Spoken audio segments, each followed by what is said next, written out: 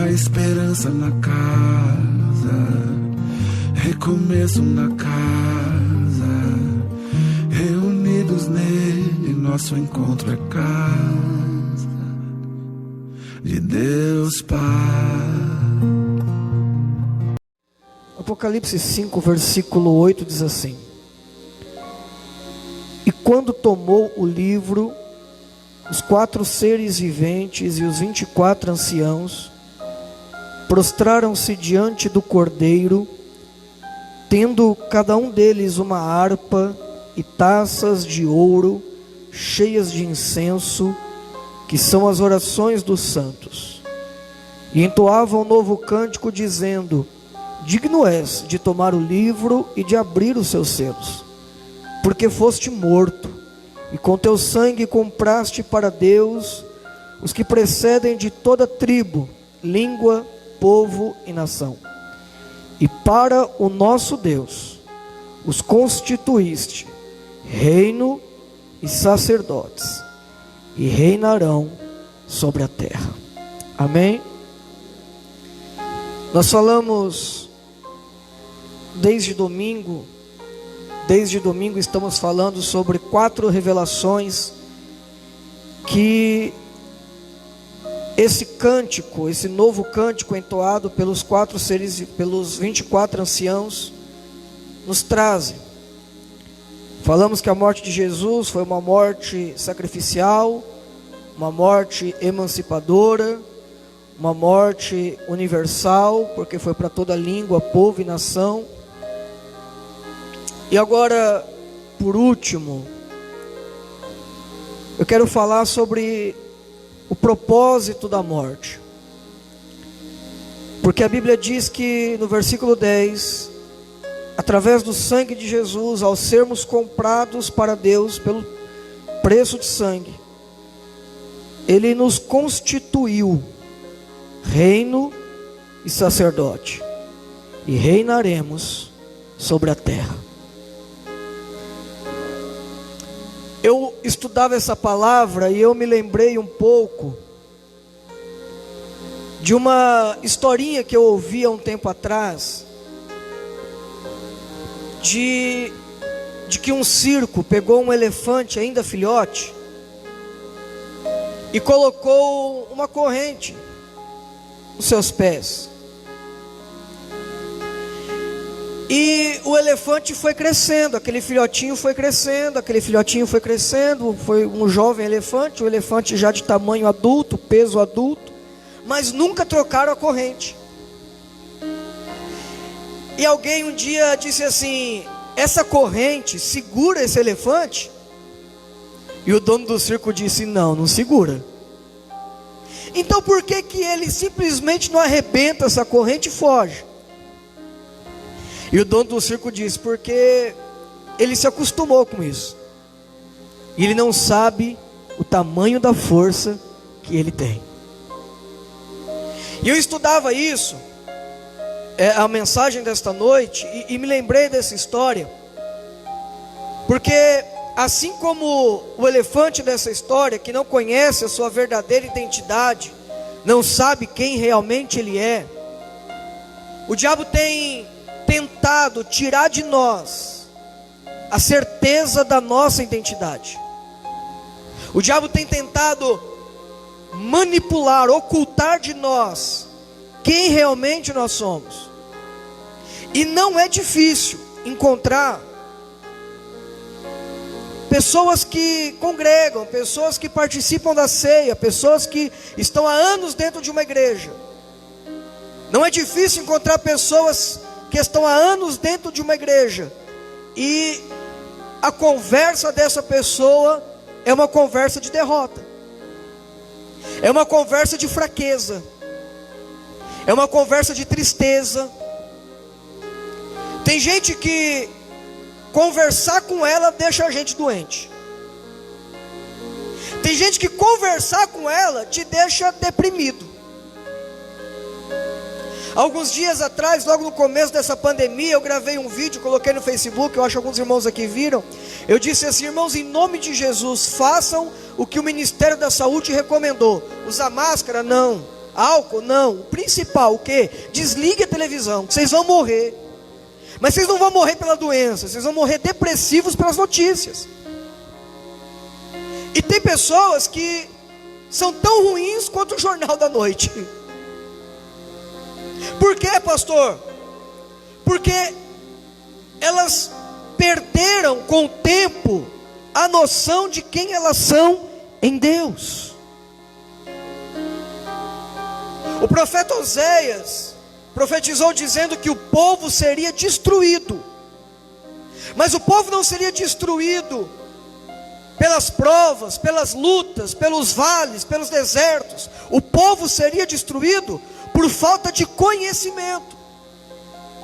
Oséias capítulo 6 diz que o meu povo será destruído porque lhes falta conhecimento. Quando nos falta o conhecimento em Deus, nós ficamos suscetíveis a todo e qualquer ataque. Porque atacar alguém que é forte e sabe que é forte é difícil.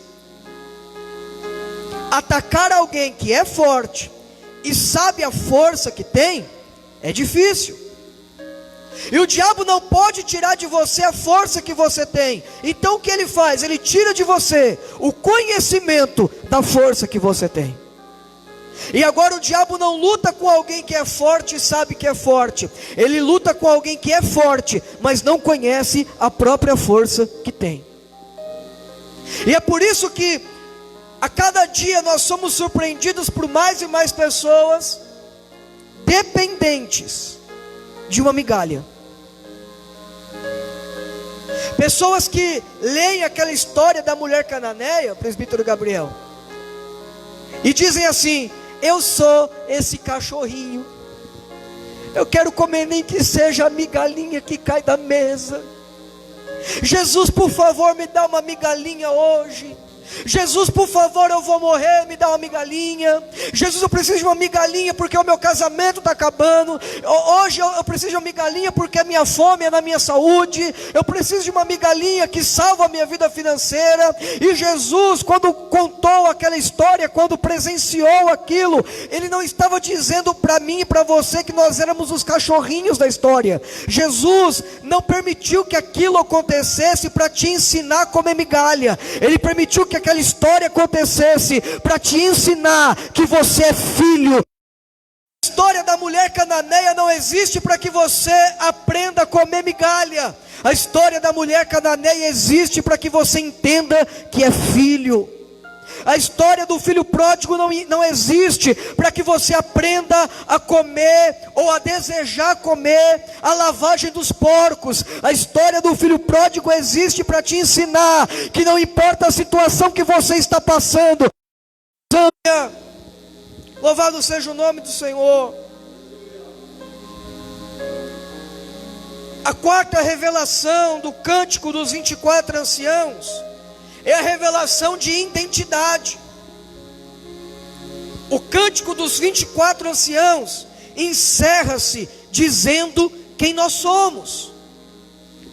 Ele começa dizendo: és digno de abrir o livro e desatar os seus 7 selos, porque foste morto. Ou seja, a primeira revelação, a morte dele é uma morte válida e sacrificial, porque foste morto e com teu sangue compraste. Segunda revelação, nos comprou, somos livres, o milagre da redenção, o mistério da redenção, e nos compraste povos de toda língua, povo, nação e tribo. Uma terceira revelação, porque é uma morte universal. E a quarta revelação, Ele nos comprou para que soubéssemos que somos reis.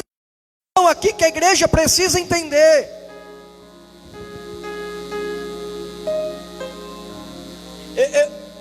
é muito mais fácil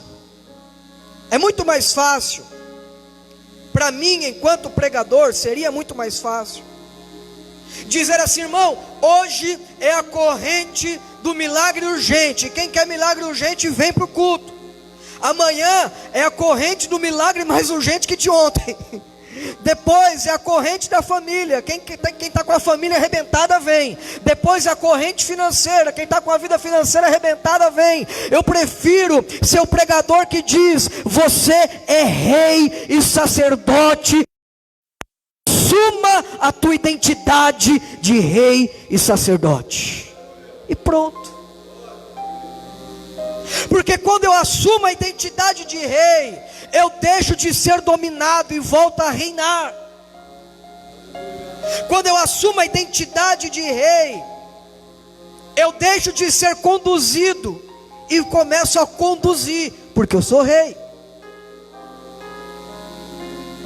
Aí alguém vai dizer assim: pastor, mas esse negócio de rei é para o milênio, é quando a igreja vai reinar com Cristo no milênio. É verdade, a igreja vai reinar com Cristo no milênio. Mas o Apocalipse que nós lemos 5:10 diz: os fizeste, os constituíste reis, ou seja, eu já fui constituído rei. Paulo disse aos Romanos no capítulo 5, versículo 17, que nós reinaríamos em vida. Quando a Bíblia diz que nós reinaremos, que nós devemos reinar, a Bíblia está revelando o propósito eterno de Deus para nós. O propósito de Deus quando criou o homem não foi criar o homem para o sofrimento. O propósito de Deus ao criar o homem foi criar o homem para reinar, para dominar. A ordem de Deus para Adão foi: Adão, domine e sujeite a terra. Pastor, mas Adão pecou e perdeu o domínio, perdeu. A partir desse momento que Adão peca e perde o domínio, a terra começa a produzir espinhos. Agora, o símbolo do governo da terra não é mais o jardim, é o espinho. O que representa esse reino não é mais o jardim, porque até então, enquanto o governo estava na mão de Adão, o jardim representava o governo, mas agora quem representa o governo são os espinhos, porque a terra começa a produzir espinhos e abrolhos. Pastor, qual é a intenção? Qual é o propósito de Deus? Deus quer que você viva hoje a realidade do jardim. Uma vida em Deus me leva de volta para o jardim. Uma vida em Deus me leva de volta para o Éden. Eu vivo o Éden. Pastor, mas a realidade do mundo não é essa. A realidade do mundo, a nossa realidade, é a realidade do Éden. Porque na realidade do Éden, Deus provê todas as coisas. Quando nós estamos em Cristo, o domínio é reestabelecido. Quando nós estamos em Cristo, o domínio é restabelecido ao homem. E eu vou mais além. O presbítero Gabriel falou sobre o filho pródigo na abertura do culto. Eu vou pegar o gancho aqui. Porque na história do filho pródigo tem dois filhos: o mais moço que sai e se torna pródigo, e o mais velho que fica. E no finalzinho da história do filho pródigo, você vê um tom de tristeza na fala do pai. O pai não se entristece quando o filho mais novo vai, mas o pai se entristece quando o filho mais velho deixa de viver o que o pai oferece. No finalzinho da história do filho pródigo, você vê o pai dizendo assim: filho, tudo que eu tenho é seu. Por que você não quis usar? Não quis usufruir? Sabe, queridos, eu vejo que o pai se entristece quando nós não usufruímos o que ele reservou para nós. Eu vejo uma tristeza no coração de um pai que vê os seus filhos mendigando, enquanto ele é dono de tudo. E eu não estou dizendo mendigando no sentido de pessoas em situação de rua. Eu estou dizendo mendigando porque enquanto filhos nós não usufruímos de tudo que o pai tem, e vivemos mendigando no mundo espiritual, mendigando uma oração, mendigando pelo amor de Deus, me ajuda. Pastor, o senhor está dizendo isso porque o senhor não gosta de orar? Não. Eu sou como Samuel, que o Senhor me guarde de pecar, deixando de orar por vós. O meu ofício é orar por vocês. Estou à disposição para orar, para socorrer, enquanto pastor. Mas o Pai quer que nós aprendamos que existe uma mesa posta, e nós fomos convidados a sentar nela. A Bíblia conta uma história. A Bíblia conta uma história no livro de Juízes, no capítulo 9. Quando Gideão morre e os seus filhos estão julgando Israel, a Bíblia conta uma história de que um homem decide assumir o governo, assumir a liderança de Israel naquele tempo. E um jovem chamado Jotão quer chamar a atenção de Israel e dizer: gente, está errado isso aí, ele não pode liderar. E Jotão conta uma parábola. Eu não quero pregar aqui sobre o que aconteceu em Israel naquele tempo. Eu quero pegar a parábola de Jotão e aplicar na nossa vida. A parábola de Jotão, em Juízes capítulo 9, no versículo 7 a seguir, vai dizer que chamaram a oliveira para reinar, e a oliveira disse: não deixarei de dar o meu óleo para reinar. Chamaram a figueira para reinar, e ela disse: não deixarei a doçura dos meus frutos para reinar. Chamaram a videira para reinar, e ela disse: não deixarei o meu vinho para reinar. Até que então chamaram o espinho, o espinheiro para reinar, e o espinho aceitou reinar sobre o povo. Pastor, qual é a relação dessa parábola com a nossa vida? Sabe, queridos, nós temos deixado de viver sobre o reino do azeite da oliveira, da doçura do figo, da alegria da videira, para viver no governo do espinho.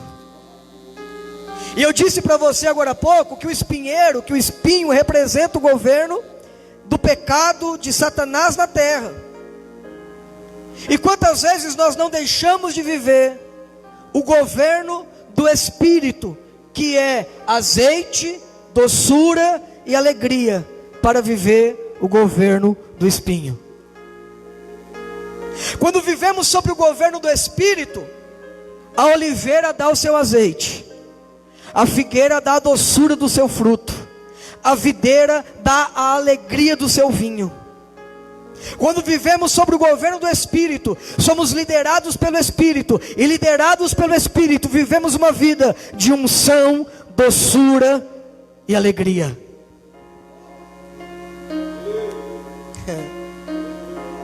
Quando vivemos liderados pelo Espírito, vivemos uma vida cheia da unção, que é a presença de Deus. Quando vivemos uma vida liderada pelo Espírito, governada pelo Espírito, quando assumimos a nossa identidade de reis em Cristo e reinamos em Cristo, a nossa vida tem a doçura do fruto do Espírito. Uma vida doce, ungida e alegre. A marca de uma vida liderada pelo Espírito é unção, doçura e alegria.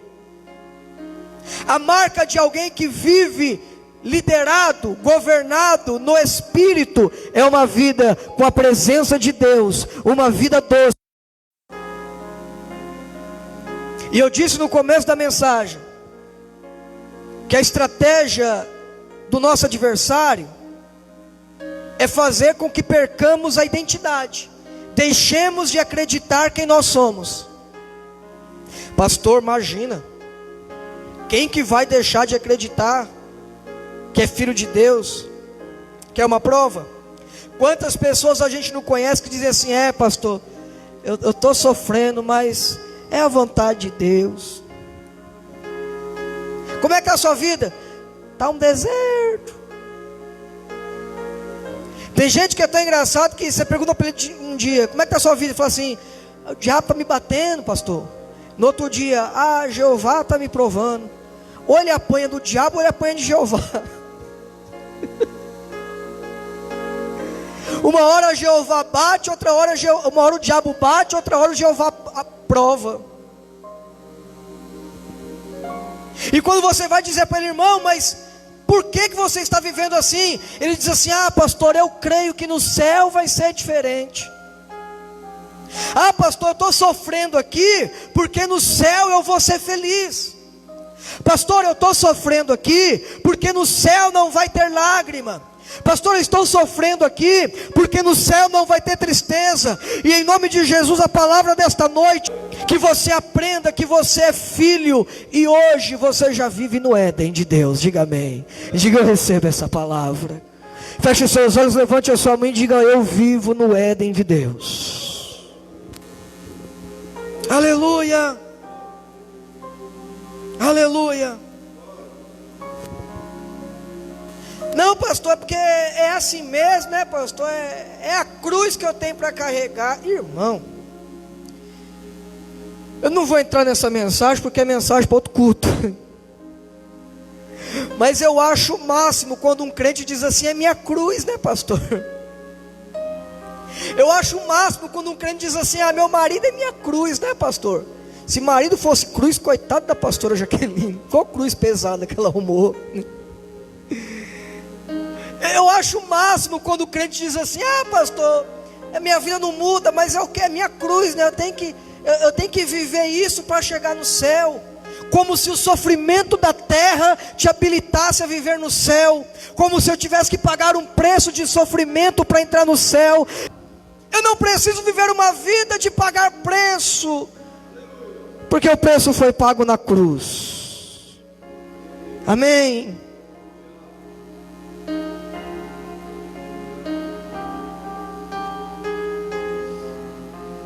Olha que interessante isso. Nós deixamos de viver, nós deixamos de aceitar um governo que a marca desse governo é o óleo, a doçura e a alegria. Diga comigo: a minha vida é marcada pela presença de Deus, pela doçura e pela alegria. Amém.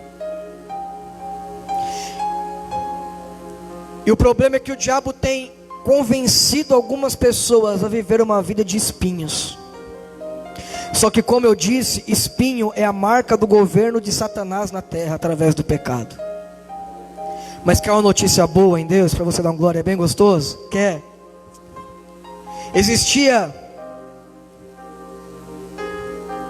o costume, presbítero Gabriel,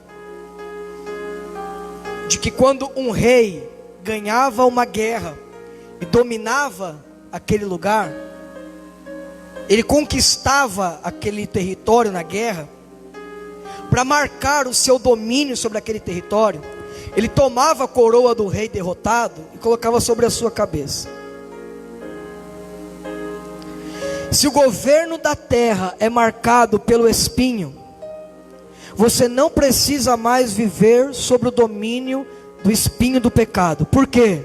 Porque quando Jesus foi para o triunfo da cruz, ele derrotou o espinho que representa o domínio. Me dá aqui a sua coroa, o rei agora sou eu.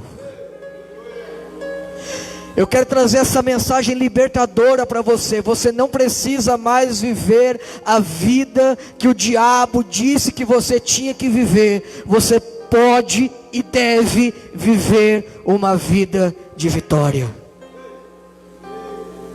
E eu não estou pregando aqui uma mensagem triunfalista. Eu não estou pregando aqui uma mensagem de que a nossa vida é só alegria, que você não pode sofrer, que você não pode padecer alguma coisa. Não. Eu não estou pregando a mensagem que nós estamos imunes às tribulações. Não é isso. Eu não estou pregando a mensagem que nós estamos imunes às tempestades. Não é isso. A mensagem que eu estou pregando é que mesmo na tempestade, Jesus está no barco. Que mesmo A vida cristã não é uma vida sem tempestade. Olhe para a história de Jesus indo para Gadara. Jesus estava indo para Gadara. No meio do caminho teve uma tempestade. Mas o melhor disso é que a tempestade passou e ele chegou do outro lado. Uma vida cristã não é uma vida sem tempestade. É uma vida que a tempestade não está em mim, só está lá fora. Pastor, eu estou na tempestade. Você pode estar na tempestade, mas a tempestade não está em você. Você está tranquilo dormindo no barco, porque sabe que apesar da tempestade, você vai chegar no seu destino. Eu vou dizer isso de novo. Uma vida cristã é uma vida que eu posso estar na tempestade, mas a tempestade não está em mim. Ainda que esteja uma tempestade lá fora, o meu espírito está calmo, que é uma vida cristã governada pelo Espírito. É uma vida doce, alegre e cheia da presença de Deus. Aleluia, aleluia, aleluia.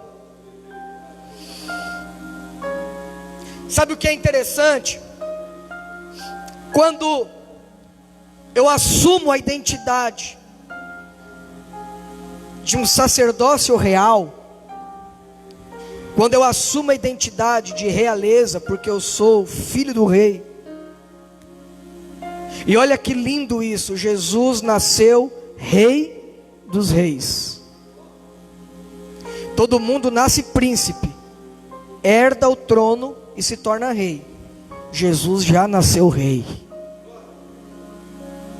E ele é rei dos reis, porque nós reinamos em vida com ele.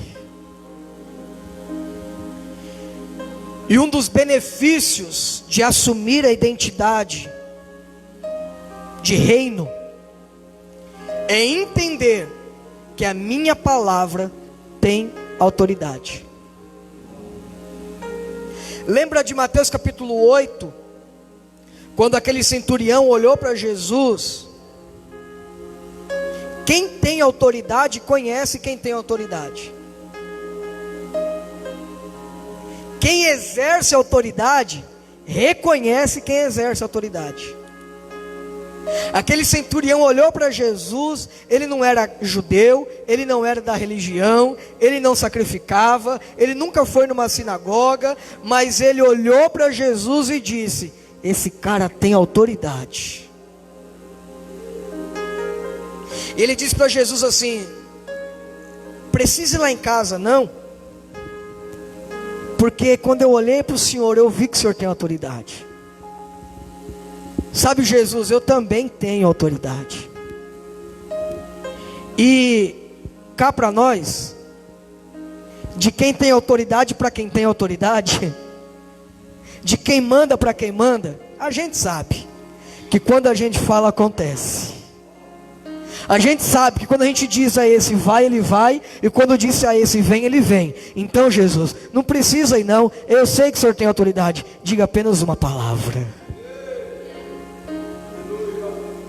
Quando eu assumo a minha identidade de reino sacerdotal, quando eu reconheço que eu fui constituído rei, pastor, eu não mereço reinar, mas não é questão de merecer, é questão de crer e assumir que Ele nos constituiu. Não foi você que se tornou, foi Ele que te constituiu. Não foi você que mereceu, foi Ele que te fez. Não foi você que lutou para conquistar, foi Ele que pagou o preço, garantiu o direito de reinar.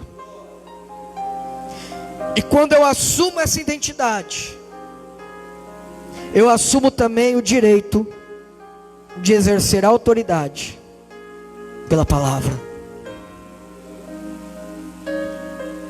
E agora eu digo a esse vai e ele vai.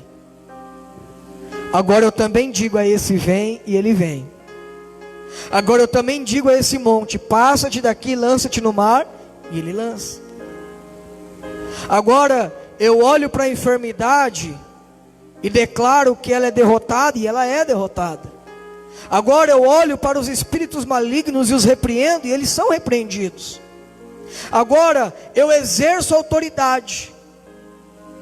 Eu vou liberar uma palavra profética para a tua vida. Eu quero que você receba ela em nome de Jesus. O governo na tua casa vai voltar para as tuas mãos. O governo na tua família vai voltar para as tuas mãos. O governo da tua vida volta para as tuas mãos. O governo sai das mãos do diabo e volta para quem de direito, que é o rei e sacerdote, que é você. Em nome de Jesus, chega de apanhar do diabo. Em nome de Jesus, chega de correr do diabo. Em nome de Jesus, chega de dizer: eu não entro naquele lugar porque é pesado. Agora eu entro naquele lugar, e quem não suporta a luz que está em mim, que bata em retirada. Porque, aleluia, quando eu assumo a identidade de reino, eu deixo de sofrer derrotas e começo Jesus. Eu deixo de ser os discípulos medrosos. E é tão linda a história de Jesus na tempestade. É tão rica de detalhes, que quando os discípulos estão com medo, Jesus se levanta e diz assim: por que sois tão tímidos, homens de pequena fé? Jesus não levanta para dizer, olha que lindo isso, irmão. Quem quer receber essa palavra? Jesus não se levanta para dizer assim: tadinho, né?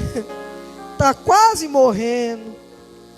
Jesus não se levanta para dizer assim: tô com tanta dó de você, meu filho. Olha, você me comoveu com as suas lágrimas, eu vou te ajudar. Jesus levanta e dá uma bronca nele. Vocês estão tímidos por quê? Não tendes fé. É como se Jesus estivesse dizendo assim: por que que vocês não fizeram o que eu ensinei vocês a fazer? E eles ficam atônitos, não entendendo nada. E Jesus diz, irmão, é como se Jesus estivesse dizendo: eu vou mostrar para vocês mais uma vez como se faz. Olha para mim e aprende. Mar, aquieta-te. Vento, cala-te. E barco, chega ao destino. Aleluia! Jesus ensina que quando o vento está contrário, eu não preciso me esconder e chorar. Eu preciso assumir e exercer a autoridade que eu recebi e dizer para o vento: me leve. Profetizo na tua vida que os ventos que estão soprando na tua casa vão te conduzir para o teu destino. Os ventos que estão soprando na tua vida vão te impulsar a tua chegada no teu destino. Aplauda ao Senhor se você crê nisso.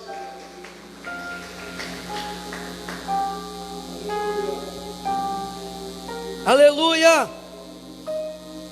Aleluia. Sabe, queridos, alguém vai dizer assim: ah, pastor, então eu exerço autoridade, eu vou falar o que eu quiser, eu vou fazer o que eu quiser, o que eu falar vai acontecer. A fé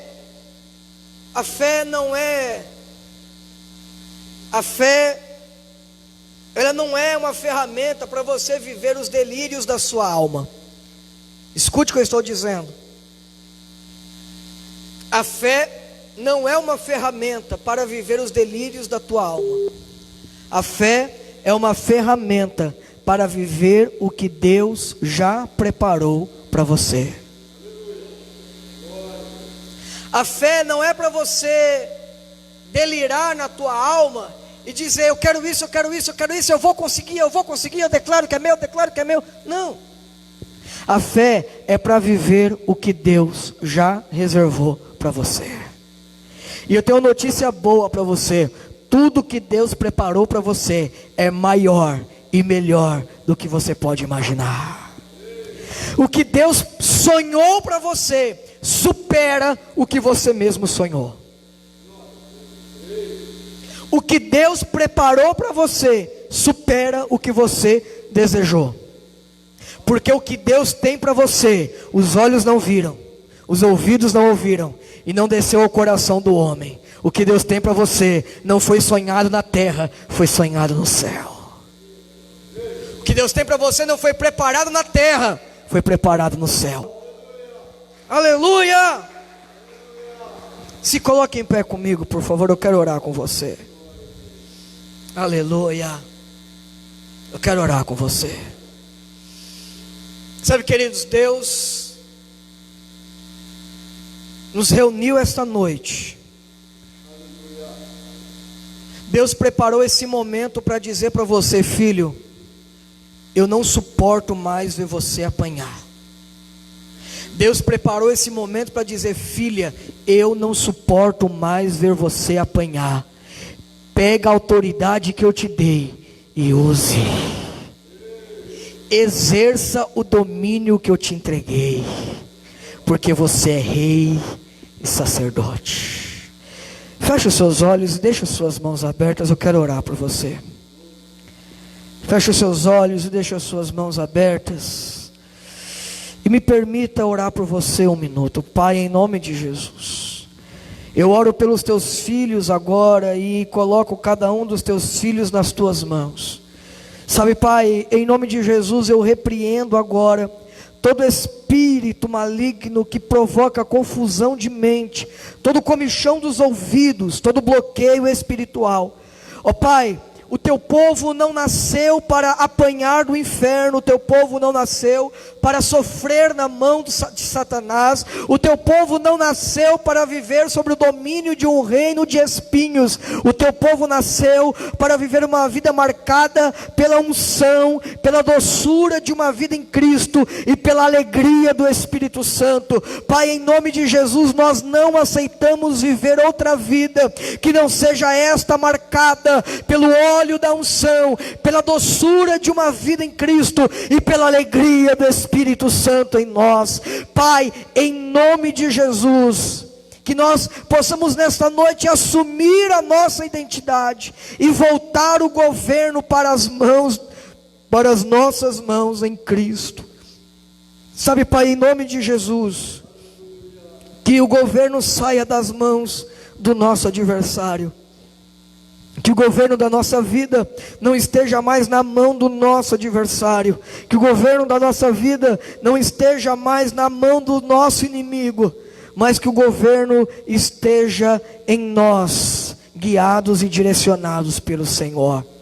Sabe, Deus, quando a nossa alma nos controla, nós somos controlados por emoções e sentimentos, mas quando estamos no Espírito, nós somos guiados e direcionados pelo Senhor para um propósito eterno.